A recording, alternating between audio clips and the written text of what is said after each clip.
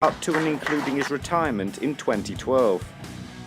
But what were Stephen's greatest shots, and how he'd already done enough in this frame to draw back level 7-all against Mark Williams when he ended up the wrong side of the pink, but instead of playing round the table he used the middle jaw to get back on the black. As with all of these shots, I'm looking to recreate it as accurately as possible in the fewest possible attempts, so I get an idea of how difficult the shot is to play. So I'm just looking to stun the cue ball into the jaw here, but with my first attempt I was a little bit worried about going in off, so I ended up missing it by some way. My second attempt, however, was a lot better. I stopped worrying about going in off and I managed to hit the jaw perfectly. Went a little bit too far for the black, but if I can pod it I'm sure that's good enough. Got that one a little bit quicker than I expected to.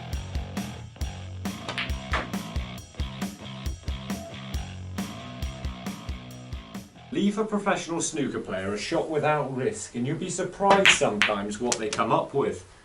It wasn't possible for Stephen to pod a red directly here, so he decides to play one off another red, knowing full well that if he missed he was very unlikely to leave Joe Perry on.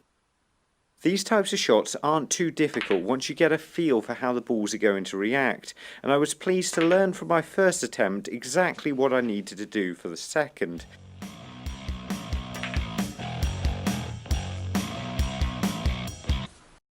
This was the first ever encounter between Jimmy White and Stephen Hendry at the World Championships, and even at this stage Stephen was already making the most of any chance that Jimmy gave him. Eventually I managed to play a shot where I just about got the cue ball far enough back to be able to play the blue. This was just about good enough to call it a successful shot. Back in 1988, Stephen would clear the table from that chance, but narrowly lose the match, 13 frames to 12.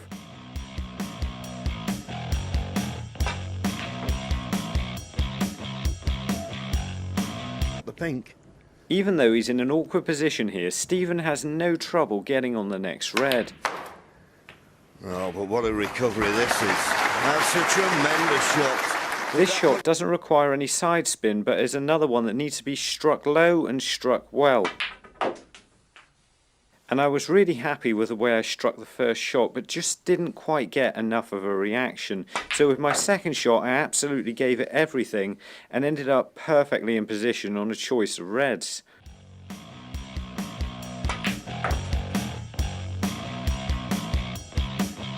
Giving himself a difficult cutback black from the top cushion.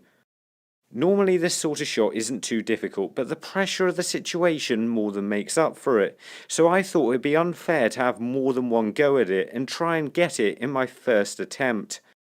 Okay, can I cope with the pressure to get this on my first attempt? It's going to be a little bit nervy with the added pressure. Got it.